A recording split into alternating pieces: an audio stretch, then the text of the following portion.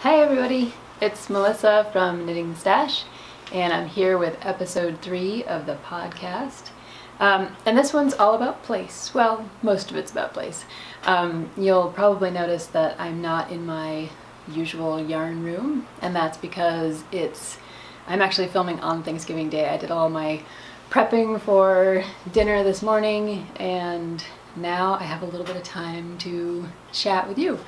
So if you're in the US, you know it's Thanksgiving and this week, and when you see this it'll be a couple days past the actual holiday, but my family gets together in New York, and so here I am. And we are actually staying in the house that my husband and I built maybe 3.5 years ago now, and with a little help from my son and my dad.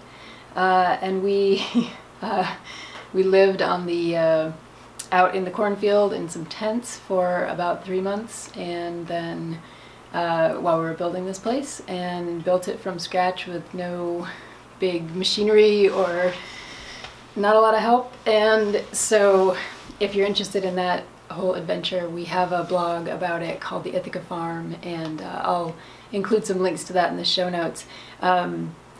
The farm is pretty great. We call it the farm. It's farmed by some folks who rent the land, and we come out and enjoy the small cabin that we built and the quiet, and it's a pretty fun kind of place out here. And I say this episode is all about place because when we're out in New York, spinning and knitting is kind of a different experience for me. So I thought I'd talk about that a little bit today, and talk about some of the current projects that are going on, some ongoing that you heard about last time and some new, and tell you what's on the horizon. And I have a giveaway for you from Piegeonroof Studios that I'll talk about in a little while. So since this is all about place, the first thing you usually need to know is where to find me. Most of you know, but you can find me as Knitting the Stash on YouTube. Obviously you've found me, that's good. Knitting the Stash on Ravelry, via Gmail. I'm on Instagram, any of those places. I'd love to chat and see you and hear from you. We also have a Ravelry group where you can introduce yourself, and we've been working on a 4-ounce challenge to try to work down some of the things in our stash. So if you want to head over to the Ravelry group and introduce yourself there, that would be great. And then as always, I'm on the blog, knittingthestash.wordpress.com. So, all about place. This is Ithaca, and when I'm here, I'm away from my major stash, so I have to always decide what to bring with me travel-wise. This week I brought the knee socks I showed you last week, the ones that I took to Atlanta, Georgia with me when my son and I went for the conference a couple weeks ago. I finished one of those socks, so now it's just on to finishing the second sock, and that was kind of meant to be my social knitting for the week. I also brought my blanket with me because I wanted to get on with those cables, and I brought some things mostly to show you guys. So some of the things that I packed were for the podcast, and I of course had hopes that I would end up being able to you know, spin and do all kinds of things, but it's when we're out here in New York, it's a lot of time that we get to spend with my dad and my family and my brother, and it's pretty great. So not as much time for knitting or spinning. What's cool here is that I have a spinning wheel here that's different from my 2 spinning wheels at home. This one is, I'll hold it up here. This is, you can kind of see it here. Yay! This is my Ashford Traditional. It's a Saxony wheel, and it's very different from my other wheels, which are Castle wheels. So this one has the wheel set out on the side. It's kind of like this, you know, famous Cinderella kind of wheel.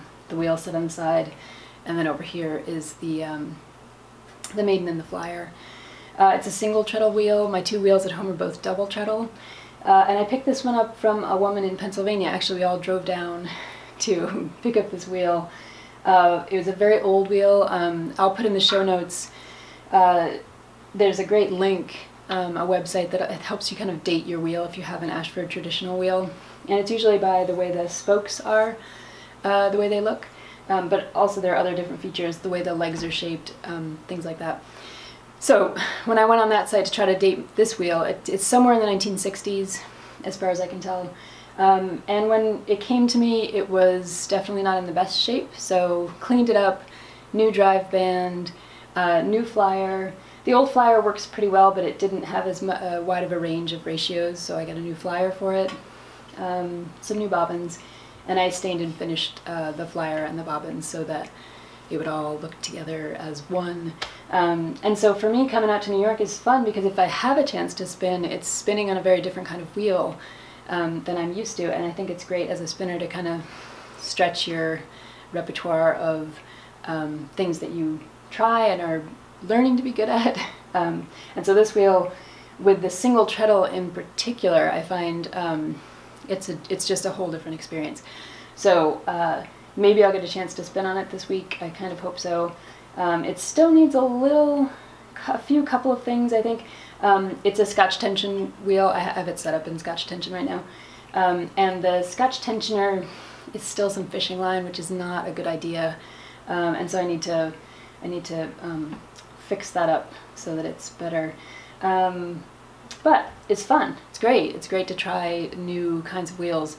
I have a guild too, and a bunch of my guild mates have different wheels, and I've spun on a few of them. So that's one good thing about New York. Some other things that are cool about being here are the local places that are in the area. The Finger Lakes Woolen Mill is here, and unfortunately Jay and Suzanne run, not unfortunately, they run it. Jay and Suzanne run the mill. Jay passed away, I think about 6 or 8 months ago now. So I haven't heard much about, you know, what the future of the mill is going to be, whether Suzanne's going to take it over more so and kind of keep it running, or if what's going to happen to it. But I'll be curious to know. So we have been out to the Finger Lakes Woolen Mill a few different times. We've met the flock of sheep they have there. They have Hog Island sheep, which is a feral breed. Sarah Hunt talks about them on Fiber Trek. And I bought a fleece. Jay walked me through the whole buying a fleece. He helped me skirt it. And I mean, every time we go out there, it's been an incredible experience. So it's really lovely to live sometimes in a place where, you know, there's a woolen mill with a herd of sheep, a flock of sheep right across the lake.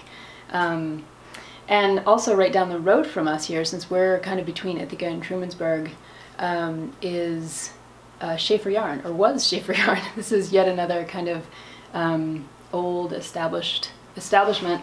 And Schaefer Yarn was a couple of ladies who were dyers, and they've shut down production at this point. You can go out and still see a lot of their yarns that they have by appointment, or on, I think on Thursdays in the summertime in the afternoon, if you're lucky, you can kind of get out there.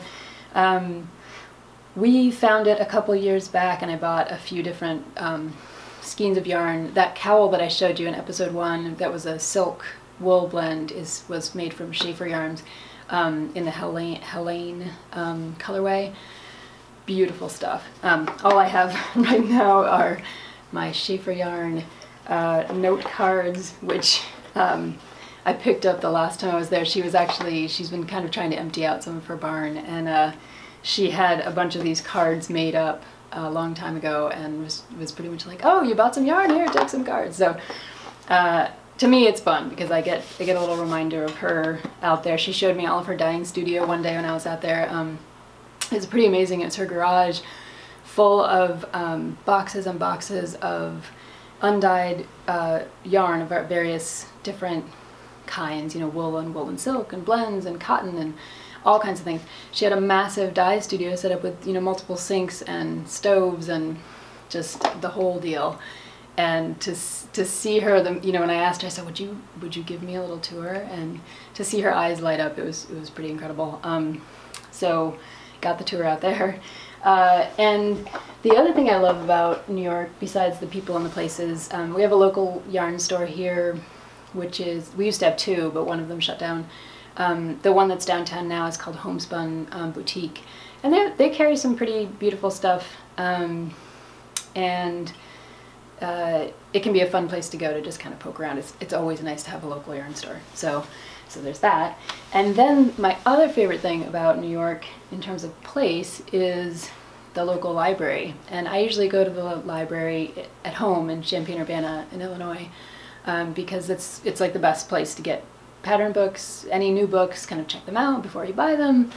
And it's not too often that I'll buy a book sight unseen, though there have been a few exceptions. The recent book called Yarnitecture, I picked that one up. It was a birthday. I had some birthday, a gift card at Barnes & Noble, and I just couldn't resist. And that book's been pretty cool to learn about how the architecture of yarn when you're spinning. That's been great. And then there are a couple new ones on the horizon that I just couldn't resist pre-ordering. Felicia Lowe has a new dye book coming out. It actually just went to the press, as far as I understand. And Hannah Fettig has a new book out on texture that's going to be printed and published in January. So I was on Amazon and I could not resist hitting the pre-order button for those two. Usually I'm a little bit more library centered. I like to go and check out all the books as they come out. So in New York, one of the cool things is there are books here that I cannot get back in Illinois. So I went to the Ithaca Library when we got here, and I picked up just a few that I wanted to show you, and of course I was so excited they were on the shelves. I was like, yay, they're here. So the first one is Alden Amos's Big Book of Hand Spinning. Love this one. And he, as most of you guys know, passed away recently, but he was a huge force in the kind of revival of spinning in the kind of 70s, 80s, 90s, up until recently. He was a manufacturer of spinning wheels and spinning equipment, and just an all-around, everyone spoke of him as a kind of like really great, good-humored kind of guy. This book is particularly great because it's hard to get a hold of this, and I really should just get a used copy somewhere. But what's great is that he takes a more philosophical, kind of historical approach to spinning. And if you look at the pages of this book, as opposed to most of the other spinning books that are coming out now, you might notice that it's mostly text without a whole lot of pictures. There are later on some pictures, some math, and some kinds of like illustrations and things. But for the most part, it's a kind of philosophical approach to spinning, and it's very much of that kind of 1980s when spinning was coming back around for the first time. It's been coming back around again these last decade or so. And the cool thing is he offers a lot of different kinds of adjustments to your wheels, different kinds of things that you may or may not know from the current spinning books, things that you can actually adjust, things you can do, things you may not have thought of in terms of spinning. And so it's great. It's just fun, philosophy kind of book. This one is called the Woolcraft book, which is spinning, dyeing, and weaving. And this one too, it's a 1980s kind of book. The authors are Constance Jackson and Judith Plowman, and they're based in New Zealand. And some of the great things about this book are just the way that they remind me of my guildmates, kind of in their attitude of you just do it. It's no problem. You want to spin in the grease? Here's how you do it. Here's why you would do it. Some great information about ratios and like how you treat different fleeces when you're spinning them. And there's some pretty great. I'll show you one of these illustrations in here. This is the sheep, the fleece, right? And you see the sheep in the rain. I like that. And then how you lay out your fleece, and which parts of the fleece would be good for different kinds of spinning, etc., etc. So just a lot of really can-do kind of good informational stuff that I don't always feel like comes up in some of the spinning books that are out right now. A little more homesteading, a little more you can do it, a little more sure, you want to spin in the grease, go for it, kind of stuff. So that's great. And then the last one, this is one of my favorites. This is Spinning and Weaving at Home, Making and Using Your Own Low-Cost Spinning Wheel and Loom from the Self-Sufficiency Living series. And this is a classic. Again, 1980s. And he just goes through, this is Thomas Kilbride, and he goes through how to construct your own spindle spinning, or your own spindle, your own great wheel, your own Indian head spinner, a basic spinning wheel, a table loom, a floor loom. I mean, you want to know how to do it, this is how to do it. And he constructs his spinning wheels from bicycles. So here's your basic model using a bicycle. Pretty great, huh? So again, it's a lot of DIY and a lot of you can do it out of parts that you have around the house, kind of an attitude. And I just don't find these books anywhere but New York for whatever reason. So I love coming out here and getting them out of the library and reading them, and it's pretty great. So if this episode is about place, there are a lot of different things about New York and going to another city and spinning in another place, or knitting in another place, or just inhabiting it, that I think are pretty great. And I've really enjoyed some of the podcasts from different places around the country and around the world that I've been listening to. And right now I'm just thinking of like Rachel Smith's, bless you, that's my son. I'm thinking of Rachel Smith's video in her podcast that's out of Vancouver, and Ella Gordon, who I just found, who's put up a few videos out of Shetland in Scotland, Sarah Hunt out of Fiber Trek in Maine in the US, and then Stitched in Sweden, and her name is escaping me right now, but I love getting a little hint of like what's life like in Sweden. So there are so many others I could mention. There's one from Paris, I can't think of her name right now either. Anyway, I'll put a lot of that in the show notes so that if you're interested in going around the world with your podcast and you haven't already, you can check in and think about what it's like to spin or knit or be a fiber crafter in those places. Yeah. Okay, so that's my little spiel about place and being in New York and why I love it here. So on to projects. We'll get to the giveaway in a little while, I promise. So projects. We've been working on that 4-ounce challenge that we talked about last time, and I have the cable blanket to prove it. This is the Stornoway throw that you all saw the body of last time. Well, I've been working on the cables, and I turned the corner on the cables, not without some serious help, because this blanket construction is pretty interesting. You knit the whole body, then you pick up stitches all the way around the whole blanket, and you knit the border. I did a provisional cast on way down on this end. I'll show you. So here's my provisional cast on. All right. So you provisional cast on, and then you start knitting this way up the border, and you're doing a slip slip knit as you catch those body stitches that you picked up earlier.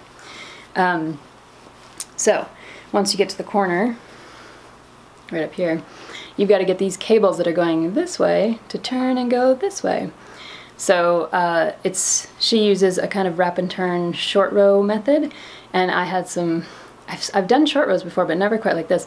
So you probably can't see it here, but the seam is kind of right here where I've done a slip slip knit with a lot of the wraps, and so I went in for some help with that from my good friends over on my one of my Facebook groups. This is my shout out to Tiffany Newsome. Thank you so much for your help finding out which side to pick the wraps up on and how many and where, and she was just a godsend. So and I'll show you the back of the work. It's actually it's much neater than I had ever even anticipated. So this is the back of the cable corner, and you can probably see there are no big gaps or holes. So to me, it's a little bit of a success. So I've been working on that a little bit more than I actually thought I would while I was here. There's been some quiet time. We've been watching some movies and kind of having some hang around the house time in the morning. So I've been working on that one. And as far as the 4-ounce challenge goes, that has eaten the yarn. I think I'm up to 6 ounces in the last 2 weeks just on that blanket alone. And I expect to hit much more in the next couple of days, maybe on the car trip home. I will be posting in the blog a little tutorial of how I do my wrap and turn, because when I do my wrap and turn for this project and for other projects, a lot of people talk about being able to see the wraps. Right, when you wrap, you slip a stitch, you turn your work, you move your yarn, you slip the stitch back, and there's this little wrap. And a lot of people talk about just like, oh, you just go back through and you find your wraps and you pick them up. Well, I can't see them for the life of me. So what I do is I use those little safety pin stitch markers and I catch my wraps. And so with this particular blanket, there was a great little row of safety pins so that as I went back to pick up my wraps, once I finally figured it out, thank you, Tiffany, I could just pop those little wraps up on my needle and slip knit them together through the back loop. I'll put a little tutorial up on the blog in the coming weeks just for anyone else who's wondering about wraps and turns and maybe working on this particular blanket or something like that. Okay, so the other thing about working on the cables is that I woke up one morning as I was about to work on another part of the cable pattern. I was like, you know, I really want to understand what it is that I'm doing a little bit better than I was, rather than just following the pattern, which is not a problem. I mean, I took Carol Feller's course on the Celtic cardigan, which was really great. That's the one I usually have hanging behind me in the yarn room. Tons of information about cables. She's the reason that I got started on the whole thing and the reason it was possible for me to do a sweater with cables, so that's a great class. If you have a chance, it's on Craftsy, and you don't know it and you want to start with cables, go to Carol Feller. It's brilliant and really fun to listen to. But when I woke up, I thought, oh, I really want to get some books and think about cables a little bit more. So I went on Amazon, and there are a few pretty good cable books out there right now. One is, I think it's Judy Durant, has one of those little mini books on cables with a spiral bound kind of thing where you can lay it open on the table, and she has all these different kinds of cables and how they work. So I got that one. I have a couple of her other books which are really terrific. She has like an increase, decrease, cast on, bind off, you know, a bunch of those books that are like hundreds of ways to do these things. So those are spot on great books if you are looking for technique books. But I also picked up Nora Gaughan's book on Knitted Cable Source Book, which is incredible. And it's all, I mean, it's photographed by Jared Flood, who, if any of you know Brooklyn Tweed, you'll be familiar with Jared Flood's work. The cool thing is, not only is it a stitch dictionary, and I was trying to find a couple here to show you. It's not only a stitch dictionary, she has I think 11 patterns in here, but it's also a technique book. So here's one of her swatches, which is gorgeous.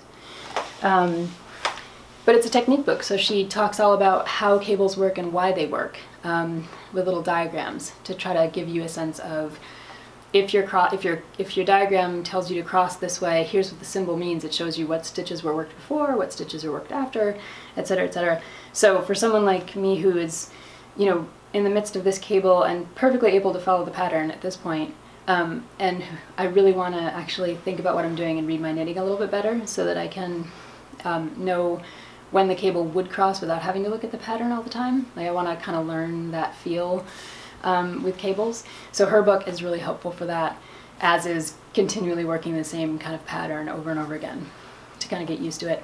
The other thing she does in this book, which is really terrific, is she's developed this formula called stockinette stitch equivalence, so SSE, and basically if you want to change up a pattern, either one of hers or someone else's pattern, and add cables, like you wanted to add a cable panel to the front or the side or the back or the sleeve or whatever it is, her SSE equivalency helps you figure out how many stockinette stitches a cable pattern would take up in terms of where it could be placed, how wide it is, what your gauge is going to be, things like that. So totally useful if you want to be the kind of designer or knitter who can swap cables in and out and figure out how things fit. Really great book. Love this. And I think that, I mean, for me, I really like buying technique books more than pattern books. If they happen to have a few patterns, that's so much the better. But technique books have become my kind of go-to thing, the thing I really want to spend. If I spend money on a book and don't just check it out of the library, I really want to have something that is going to go the distance and give me some good information and be a learning tool. So that book checks all those boxes. It's really great. And so that's the 4-ounce challenge. That's the cable blanket. It's been going on. The other thing I've been working on is this tiny little swatch here. This is Corriedale, and I'll try to get it to show up for you on the camera. There it is.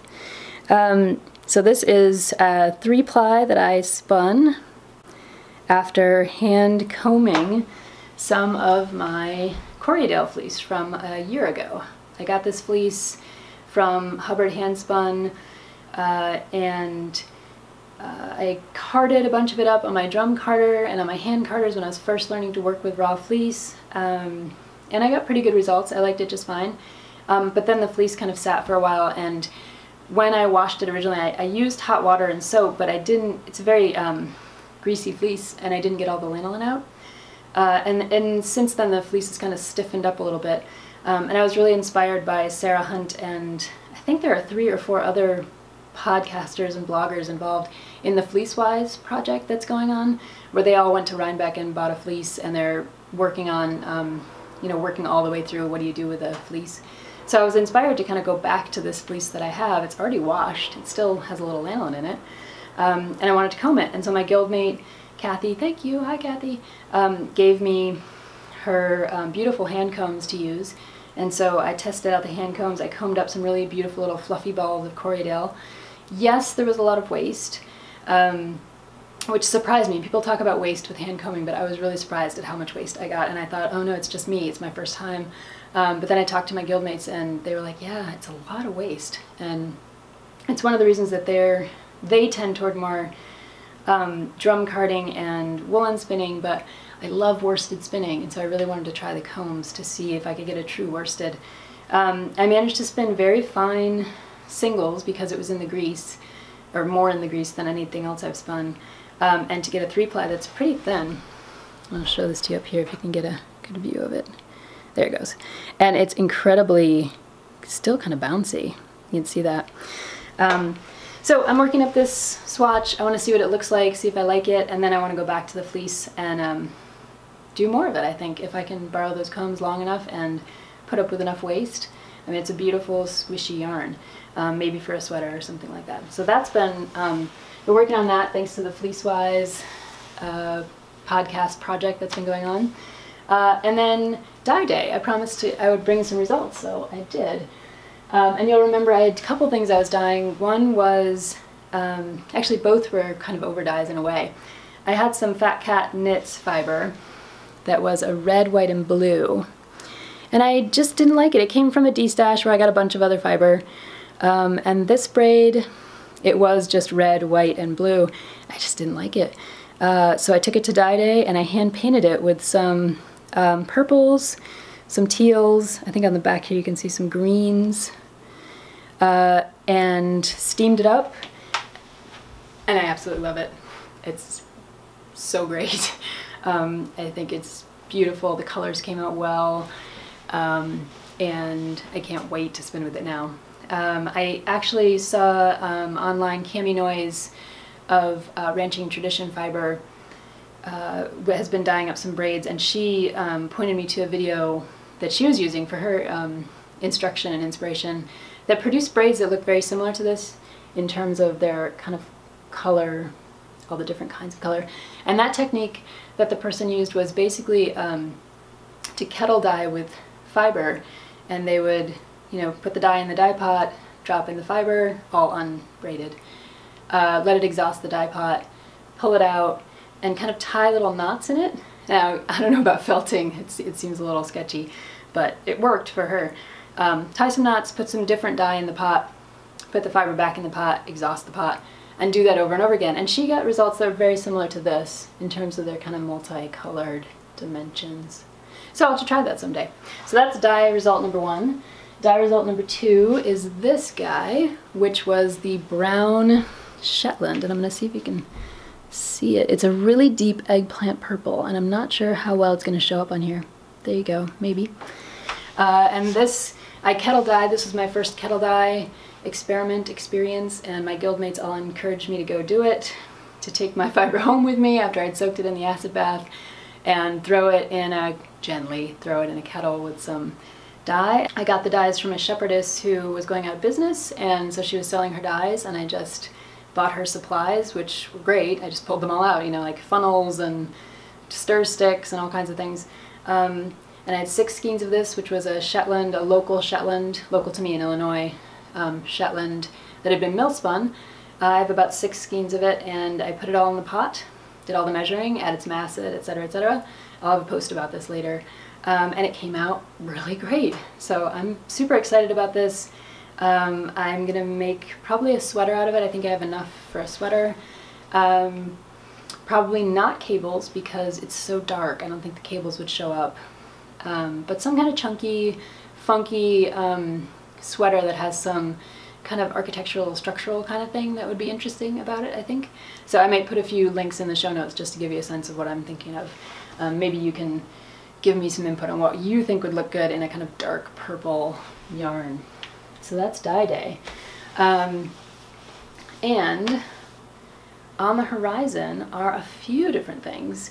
The first thing is a Florian Shawl, which just came out. Jennifer Woodhouse of Woodhouse Knits just put out this brilliant new pattern, which I will show you if my computer screen will show up on your screen. Let's see if we can get it. It's pretty good. So this is the Florian Shawl. It's a shawl and a scarf. I'm going to make this scarf version, which is this version. And it has just less of the seed stitch and more of the pattern. So I'm going to go for that because I think it is gorgeous. And I'm going to use, again, like I did for the Waiting for Rain shawl, I'm going to use Madeline Tosh Twist Light. This is in the Firewood colorway, and to me it just seems kind of perfectly appropriate for that shawl. So I'm going to test it out. I'll let you know. My needles just arrived on my New York doorstep. So I may or may not get a chance to cast on for that this week, but I'm pretty excited about it. And then I have some yarn coming from Sweet Fiber, and it's a company you guys may know by now. I like to try a bunch of different companies' yarns, like most of you, right? Just to see what the base is like, what the colorways are like, etc., etc. Sylvia McFadden has this great book out called Shawl Joy that maybe you guys have heard of. And that's where the Waiting for Rain shawl came from. But she has this other shawl in here. I mean, all of these shawls are made with Sweet Fibers yarn. And so I just got an email from Sweet Fibers saying that they were doing a mystery bag sale, and I thought, it's cheap, and it's the yarn I've been really wanting to try, and it's the yarn used in Shawl Joy, so why not? I may or may not make this. It's going to be a little hard to see. There it is. This shawl, and what I'd be interested in doing is making more panels that look like the lace panel. So right now as you see it here, it's a lace panel and then 3 kind of garter panels, but I think doing all lace might be really pretty. And the mystery bag has a couple different colorways in it, I think. So I'll be really curious to see if they coordinate and what I could do with it. So that's on the horizon. And then another fun thing is coming up for hopefully all of us, for me, for the blog, for you guys.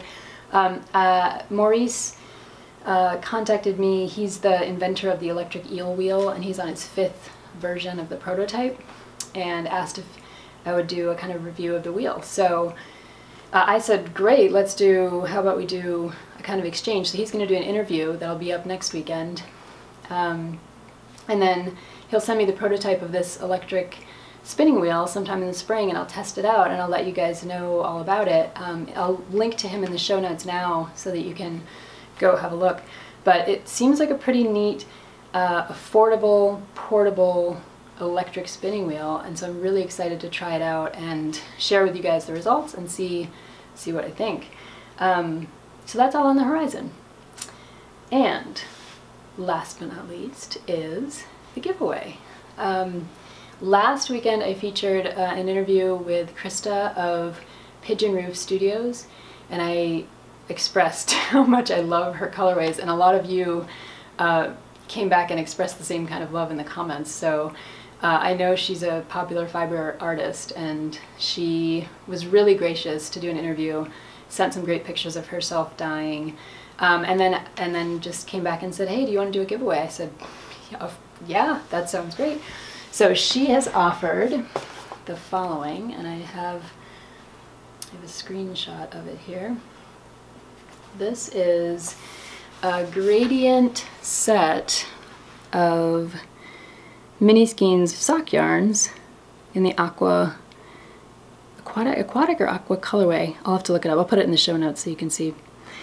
So she wants to give away one of those sets, and I thought this would be a great way to do it. So I will post about it on the blog, but the way to enter the giveaway is going to be to leave a comment here on this particular episode of Knitting the Stash YouTube. So leave a comment below and just say something about what you might knit with a gradient set.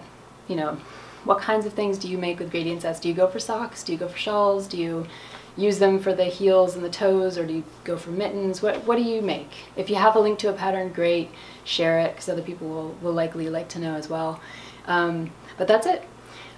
Subscribe to the blog so that you can know when the next podcast comes out. I think we'll do this giveaway for at least 2 weeks. So you'll have 2 weeks to enter. Leave comments. I'll collect those comments after a couple of weeks, and we'll do a drawing on episode 4 of the podcast. And that's it. It's that simple. You could win some awesome Piegeonroof Studios yarn. Yeah, so comment away. And if you're so inclined, come over to the Ravelry group, introduce yourself. If you want to get involved in that 4-ounce challenge, we have a thread going on the Ravelry group. Try to clean out the stash a little bit and work through some of the things that have been sitting there, and fiber or yarn that you want to get rid of. And as always, you can, if you like what you're seeing here, give me a thumbs up, send me a comment, let me know, give me some feedback. And otherwise, I'll see you back here for episode 4, and I'll see you on the blog in the coming weeks. Happy Thanksgiving to all of those in the US, and happy Thursday to everyone else. Or Saturday, I guess you'll be watching this on Saturday. Happy Saturday to everyone else. Thanks for tuning in. See you next time.